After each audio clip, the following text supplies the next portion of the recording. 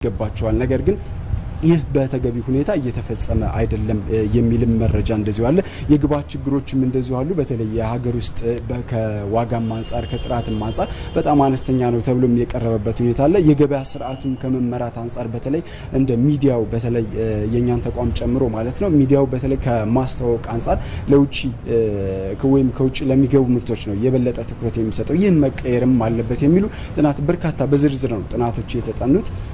እንግዲህ ይህን በተመለከተ መረጃ ሊሰጡን እንግዲህ የፌድሪ የፖሊሲ ጥናትና ምርምር ማዕከል ዋና ዳይሬክተር አቶ አባይ ፀሐይን እዚህ ጋብዣቸዋለሁ። እሳቸው ጋር አጠር ያለች ቆይታ የሚያደርግ ይሆናል። በቅድሚያ በጣም አመሰግናለሁ። እስኪ በተለይ ቀደም ሲል የጠቀስኳቸው ችግሮች አሉና እነዚህ በምን መልኩ ነው ሊፈቱ የሚችሉት? የቀረቡስ የመፍትሄዎች ሀሳብ አለ? እንግዲህ ሀገር ውስጥ ባለሀብት በማምረቻ ኢንዱስትሪ በማኒፋክቸሪንግ እንዲገባ መንግስት ጥረት ሲያደርግ ቆይቷል። ግን አጥጋቢ ውጤት አይደለም ያለው። በስፋት አልገቡም፣ የገቡም ችግር ላይ ናቸው የሚል መነሻ አለው ይሄ ጥናት። ሁለተኛ እነኚህ ችግሮች ምንድናቸው የሚል ብዙ ጊዜ ይታወቃል። አሁን እንደጠቀስካቸው ናቸው። ዋናው ቁልፉ ችግርና የሁሉም ነገር ምንጭ ግን የተጠናከረ ቀጣይነት ያለው ችግር ፈቺ የሆነ አመራርና ተቋማዊ ድጋፍ በየደረጃው አይሰጥም ያለ ከፌደራል ጀምሮ እስከ ወረዳ እስከ ከተሞች።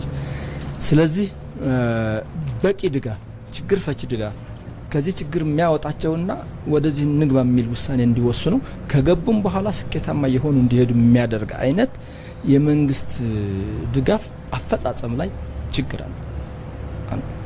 ሁለተኛ በህግ በፖሊሲ በምን ደረጃ ይሄን እናድርግላቸው ተብሎ የወጡትም በሚገባ አይፈጸሙም ያሉ በተሟላ መንገድ አይፈጸሙም ያሉ እየተሰነካከሉ ነው። ችግሩ እዚህ ላይ ነው። ታዲያ ምን ይደረግ የሚለው ላይ አንደኛ ካሁን በፊት የወጡት መፍትሄዎች ድጋፎች መፍትሄው ተብለው ትግበራቸው ላይ ችግር ስላለ በሚገባ ስለማይፈጸሙ ያሉ እሱን ፈትሸው እናስተካክል የሚል የት እንደምናስተካክል ምን እንደምናስተካክል ጠቁሟል። ለምሳሌ የእፎይታ ጊዜ አለ፣ እንዴት እየተጠቀሙበት ነው? የታክስ ማበረታቻ አለ፣ ከውጭ የሚያመጡትን ምርት የመሰረተ ልማት ድጋፍ አለ፣ የምን ድጋፍ አለ። እነኚህን በሚገባ አጠናክረን በዚህ መንገድ እንፍታላቸው ተብሎ የቀረበ ነገር አለ። ሁለተኛና ዋናው ደግሞ ተጨማሪ መፍትሄዎች ያስፈልጋሉ የሚል ነገር ቀርቧል። ለምሳሌ ሁሉም በሪል ስቴትም በፋይናንስ ተቋማትም በማምረት ኢንዱስትሪም የተሰማራ በሙሉ እኩል የባንክ ወለድ ምጣኔ እኩል የግብር ምጣኔ ነው ወይ መክፈል ያለበት? ይሄ ከሆነ ወደ ሪል ስቴቱ ወደ ፋይናንስ ተቋማት ወደ ቀላሉ ወደ ንግዱ ነው የሚሄደው ነጋዴው። ስለዚህ ወደ አምራች የሚገባው ለየት ያለ ተጨማሪ ድጋፍ ያስፈልገዋል ወይ ለየት ያለ ምጣኔ ብናደርግስ የሚል ነገርም ቀርቧል። እያወያየ ነው። እሱ አከራካሪ ነው። ማድረግ አለብን የለብንም። ሁለተኛ ከውጭ የሚገባ ምርት አስመጪዎችን በሚደግፍ መንገድ እየተፈጸመ ነው።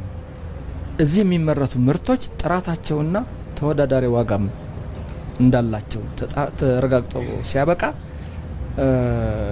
ግዢ ላይ የመንግስት ግዢም ጭምር ወደ እነሱ ምርት መግዛት ብዙ ያለ መግባት ነገር አለ። የውጭ ምርት የመፈለግ ነገር አለ በመንግስት አካላትም በተለያየ አካላት በህብረተሰቡ ውስጥ። ስለዚህ ይሄን የሚያበረታታ የሀገር ውስጥ ምርት ጥራቱ እስከጠበቀ ድረስ ዋጋው ተወዳዳሪ እስከሆነ ድረስ ሌሎች መመዛዎችም እስከማላ ድረስ እንዲበረታታና ቅድሚያ እንዲያገኝ። ይሄ ማለት ከሌላ ሰጥተን ለዘላለም እዚህ ተከልሎ እንዲኖር እናርገው ማለት አይደለም። በዚህ እየተወዳደረ እንዲወጣና ለውጭ መሰጥ እንዲችል በአለም ተወዳዳሪ እንዲሆን ነው ማለት ነው። ሌላው የሚቀርብ ያለ ሐሳብ እሱን ይደግፋሉ የተባሉት ተቋማት ደካማ ናቸው። በኢንዱስትሪ ሚኒስቴር ስር የተቋቋሙ ኢንስቲትዩቶች አሉ። ከዩኒቨርሲቲ የሚሰጠው ድጋፍ አለ፣ ከሙያ ማሰልጠኛ ከጥናትና ምርምር ከባንኮች። ይሄ ደካማ ስለሆነ እነኚህ እሱን የሚደግፉ ተቋማት በቂ አቅም እንዲኖራቸው እናድርግ። በአገር ውስጥ ሙያተኛም በውጭ ሙያተኛም ተደግፈው በቂ ውጤትም ሊያመጡ የሚችሉ እንዲሆኑ እናደርጋቸው። ስለዚህ በዚህ መንገድ ችግር ፈቺ በሆነ መንገድ ስር ነቀል በሆነ መንገድ እናብቃው የሀገራችንን ባለሀብት እና ተወዳዳሪ እናርገው ዋናው እሺ በጣም እናመሰግናለን ክቡራቱ አባይ ፀሐይን። ተመልካቾቻችን እንግዲህ ቀደም ሲልም እንግዲህ እንደተጠቀሰው ማለት ነው የሀገር ውስጥ ባለሀብቶች እንግዲህ በርካታ ችግሮች አሉባቸው። ለነዚህ ችግሮችም የመፍትሄ ሀሳቦች ቀርበዋል። የበለጠ ውይይት የሚደረግበት ይሆናል። ለአሁን ያለን መረጃ ይህ ነው። መልካም ቀን።